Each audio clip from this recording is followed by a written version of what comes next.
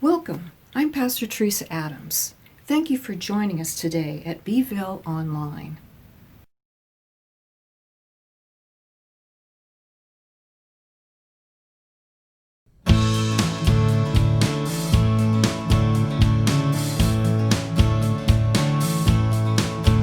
Let the poor man say, I am rich in him. Let the lost man say, I am found in him. Let the river flow. Let the blind man say, I can see again. Let the dead man say, I am born again. Let the river flow.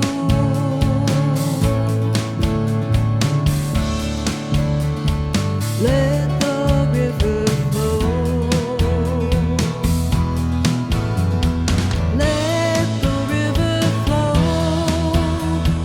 Let the river flow.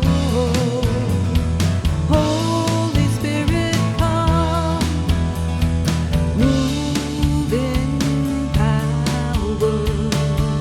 Let the river flow. Let the poor man say, I am rich in him. Let the lost man say, I am found in him. Let the river flow. Let the blind man say, I can see again. Let the dead man say, I am born again. Let the river flow.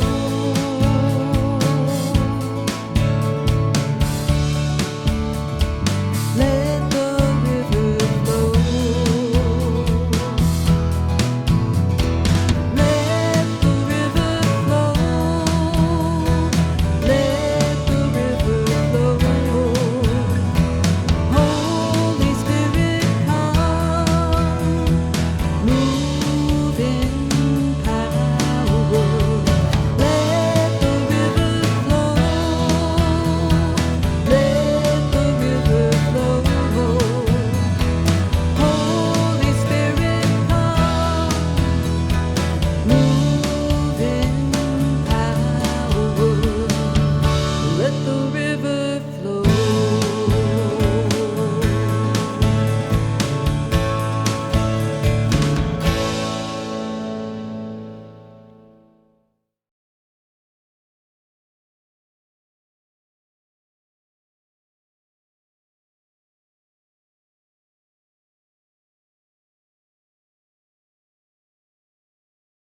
You are beautiful, my sweet, sweet song. You are beautiful, my sweet, sweet song. You are beautiful, my sweet, sweet song. And I will sing again.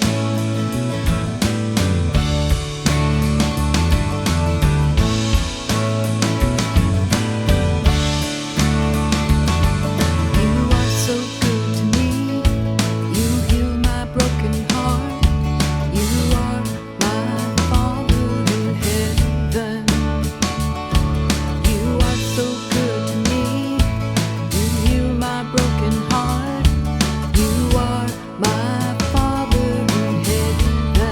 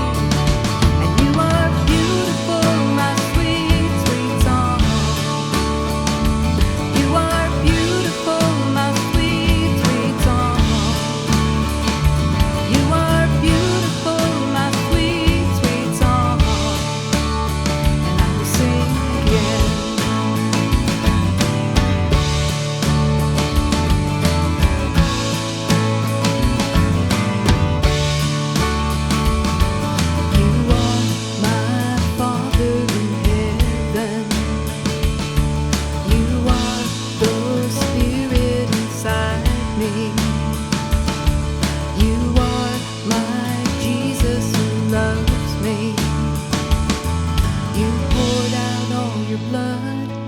You died upon the cross. You are my Jesus who loves me. You poured out all your blood. You died upon the cross. You are my Jesus who loves me. And you are beautiful, my sweet, sweet song. You are beautiful, my sweet, sweet song. You are beautiful, my sweet, sweet song. And I will sing again. And I will sing again.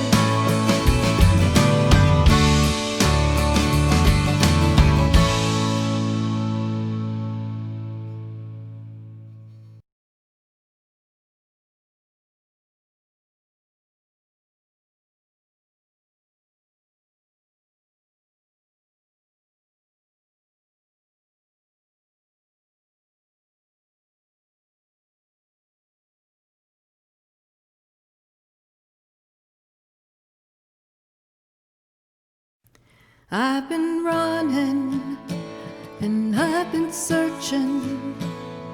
Know the reason I'm believing only to be with you. Only to be with you. My heart's crying, I need refining. Burn a desire, a holy fire, only to be with you. Only to be with you. Here I am, only to be with you.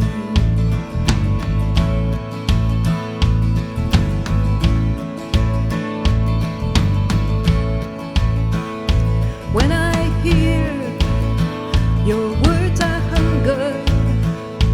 Through the night, Lord, I call your name, only to be with you. Only to be with you. I have a longing, my one desire. I am waiting, oh dear Father, only to be with you. Only to be with you. Here I am, only to be with you. Here I am, only to be with you.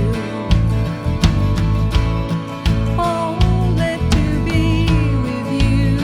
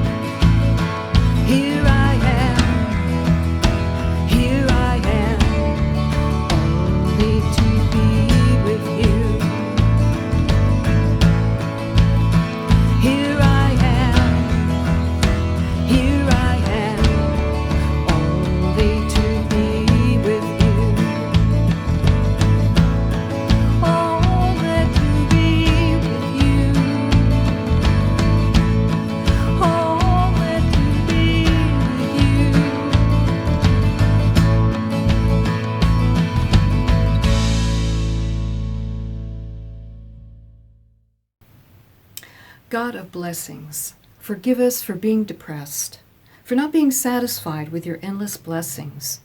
For many of us are tired and weary during this season in our lives. We have become empty and long to be filled.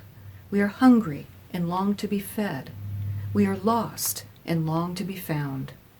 Gather us into your love and open our eyes to see the fragments of blessings all around us. Pick up the pieces of our lives just as Jesus gathered up the fragments of the 5 loaves and 2 fish that remained after feeding the 5,000. Renew our hopes and fill our hearts with compassion for one another, for our true nourishment is in you, Jesus, the bread of heaven. Amen.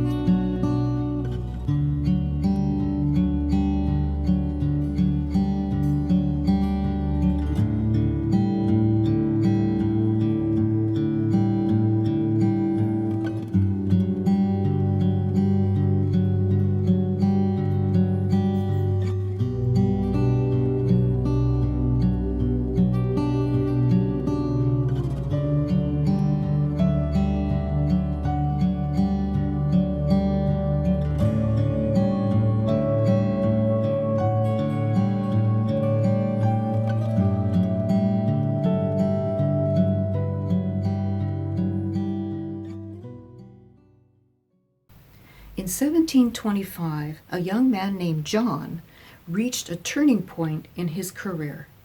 Recently graduated from college, John was entering the ministry as a preacher. But ironically, he was also at one of the lowest points in his life. At a gathering one evening, John struck up a conversation with the doorman. It was cold that night, and the doorman wasn't dressed for the weather. So he was urged to go home to get his coat, and he did. When he returned, John noticed that his coat wasn't much of a coat. You see, the doorman was very poor. John asked the man if that was the only coat that he had. Yes, he replied, and he thanked God for it, such as it was. And then the man proceeded to thank God for the good, clear water that he was able to drink that day, because having clean water to drink was a luxury for this man. John was intrigued by this man's thankfulness to God, and he asked, "What else are you thankful for?" "I thank God that I have the dry stones to sleep on every night." John was amazed how this poor man could be so thankful for so little. And how could there be such depth in his relationship with God, given his condition? The doorman continued, "I thank God that he has given me life and being, and I thank God for a heart to love him and a desire to serve him." This man was thankful for the few fragments of God's blessings that he had found. John went home that night, sure of what he suspected, that there was something missing in his faith. He didn't possess what the doorman had, and he desperately wanted it. John saw that even the fragments of God's blessings was enough for this poor man, and he had been missing all of that. Now he wanted to pick up every scrap and cherish it, leaving nothing behind. That John was John Wesley, who later became the founder of the Methodist Church in the new United States of America.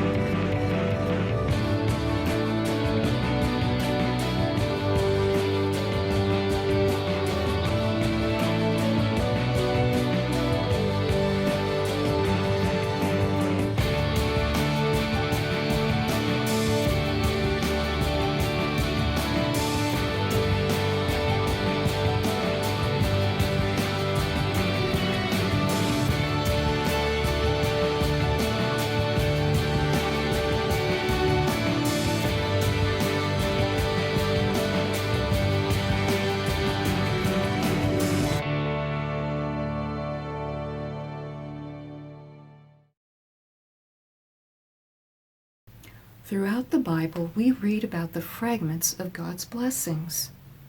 Wherever God moves, fragments of blessings are left behind. But like John Wesley, many times we will miss these fragments of blessings, because to us they're just too small to think they would even make a difference in our life. There is a time of the barley harvest in Israel during the feast of the Passover, when the priests would take a sheaf of barley and use it as a wave offering in the temple. This was a form of praise for the harvest, a giving of the first fruits, of the gathering of the grain. Now, barley wasn't the favored bread of the people, but sometimes it was all there was to make bread. The bread was not the best tasting or quality, and it was very coarse in texture. More often, it was used as feed for the animals. Only the poorest of people would live on barley bread. In the book of John, in chapter 6, there is a story about barley bread. With only 5 barley loaves and 2 small fish, Jesus feeds over 5,000 people. After this, Jesus went across Lake Galilee, or Lake Tiberias, as it is also called.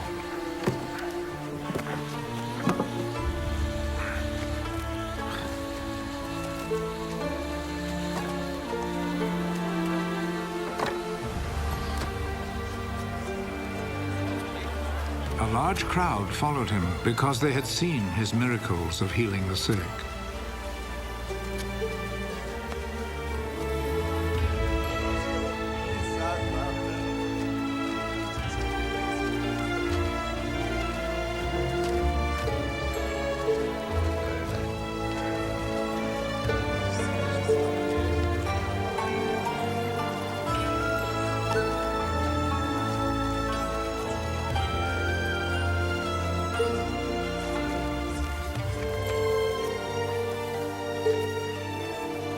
Jesus went up a hill and sat down with his disciples.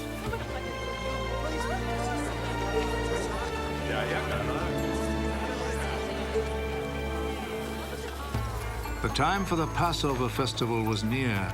Jesus looked around and saw that a large crowd was coming to him.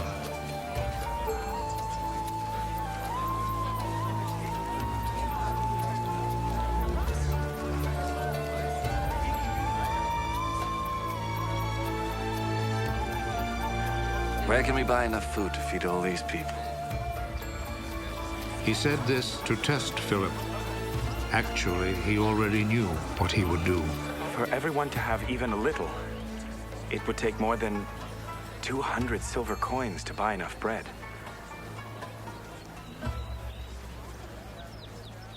Another one of his disciples, Andrew, who was Simon Peter's brother, said, "There is a boy here who has 5 loaves of barley bread and 2 fish.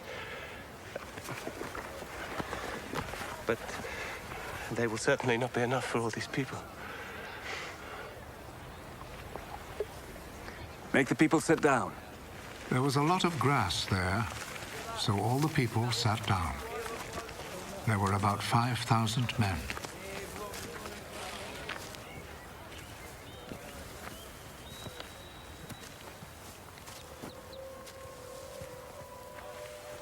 Jesus took the bread, gave thanks to God,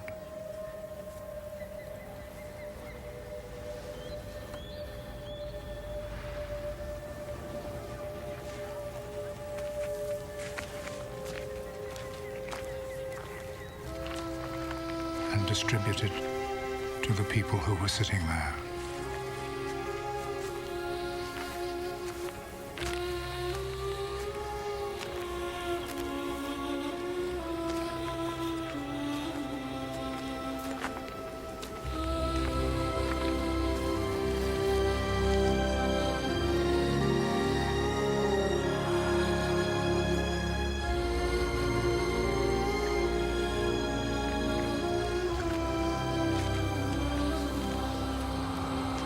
He did the same with the fish.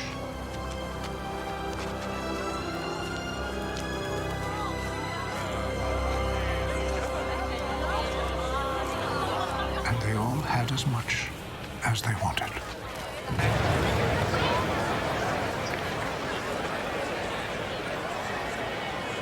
When they were all full, he said to his disciples, Gather the pieces left over.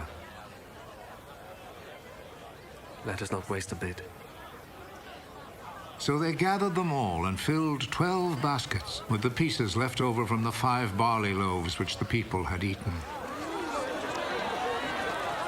Seeing this miracle that Jesus had performed, the people there said, Surely this is the prophet who was to come into the world.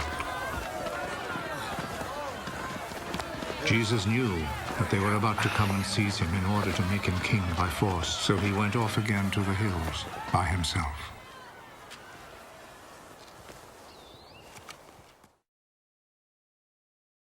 Jesus instructed the disciples to feed the people, and the source never ran dry. And it's interesting to me that Jesus chose to use barley loaves. Why barley? Why not use the preferred bread, the one made from flour that came from the wheat harvest? The fact that the people were so hungry probably didn't matter what kind of bread they were getting. But what if it did? What if there were some that rejected the barley bread because it was too coarse or too hard to digest? That may sound crazy, thinking that anyone would do such a thing, but think about it. The very thing we need most that will help us grow spiritually can oftentimes be the hardest thing for us to swallow. The trials and tests that build our faith are seldom pleasant, but whenever we refuse to trust God, we fail to see the fragments of blessings all around us. God is always at work, doing something. God is constantly moving in the lives of the multitudes, touching people every second. Sometimes we're part of that miracle. Sometimes we're receiving that miracle. And sometimes we are gathering fragments left from that miracle. But we have to look for them. And many times it's not what we think they would be. Each time a disciple reached in for a barley loaf, there was another barley loaf for him to take. But they had to reach in to take it. They didn't just appear. And the hard bread never changed into the preferred, softer bread. Perhaps by choosing barley bread to feed the 5,000, Jesus was saying this: Though the bread I sometimes offer may not be the most favored thing in your life, it will be more than sufficient to meet all of your needs. God's baskets are never empty, and the blessings we find will depend upon our level of spiritual hunger and our spiritual maturity to digest whatever God gives. Are you spiritually hungry enough to pick up the fragments of God's blessings? Or are you waiting for something better? When they were filled, he said to his disciples, Gather up the fragments that remain, that nothing be lost. And so the disciples gathered all that was left. Now there's a word called pia among the Jews, which means residue. The pia is what is left over after a meal, and it becomes the property of those who serve the meal. So whatever was left belonged to the disciples. But these were only fragments. Fragments. Pieces of bread or fish that were unused, partially consumed, broken in little pieces, perhaps crushed into the grass, stepped on and left behind unwanted, cast aside as something worthless. Now the disciples could have been upset or disappointed for what was left for them to eat, but the disciples had a different kind of hunger, a spiritual hunger. And they knew the fragments that Jesus sent to them to gather were more than just leftovers. They were the fragments of God's blessings. These fragments were part of God's miracle, a provision, and every fragment had value. Therefore, they gathered them together and filled 12 baskets with the fragments of the 5 barley loaves, which remained over and above what was eaten. And now each of them had a full basket of the fragments of God's blessings. What if each of us were given a basket? Not a basket that you carry in your hands, but a basket you carry in your heart. And in that basket, You are to carry every fragment of God's blessings that you can find. Jesus said, "Let nothing be wasted." How many fragments of God's blessings have you been leaving on the ground? How hungry are you for all of the fragments? If you look around you, they're everywhere, waiting to be gathered. Think about it. Even a fragment of His blessings will meet all of your needs. Every single piece. Even the smallest part of the bread of life will sustain you. In a time where everything seems to be so uncertain, we have scattered like fragments of bread. We're tired and weary, and we long for church to be just normal again. And it's easy to overlook the fragments of God's blessings, especially if we're looking in the wrong places. What if we are the fragments of God's blessings? Faith takes our eyes off our situation and opens our eyes to the needs of others around us. Faith requires you and I to look beyond our situation and trust God. Think about it.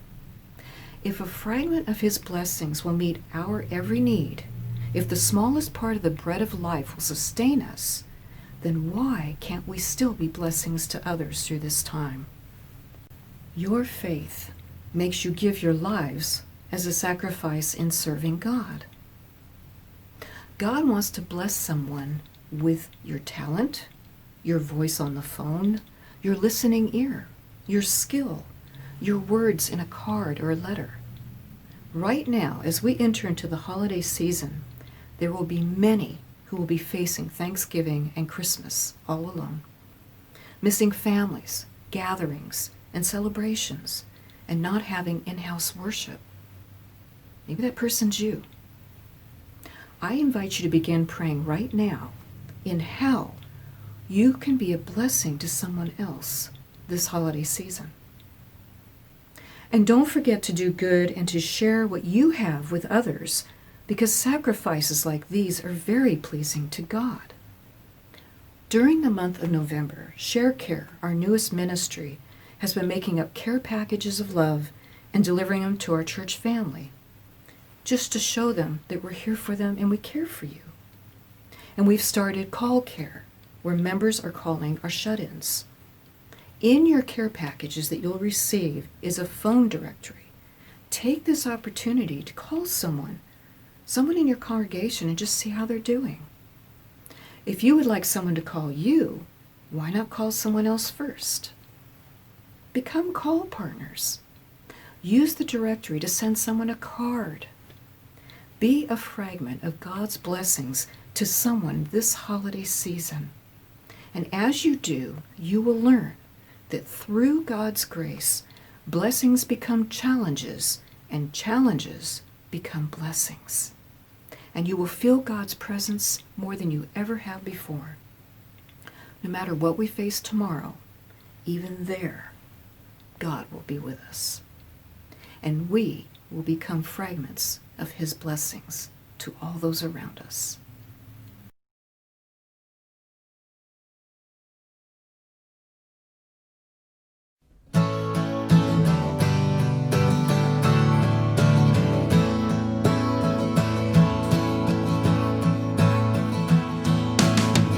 We are the Lord's, for He is with us.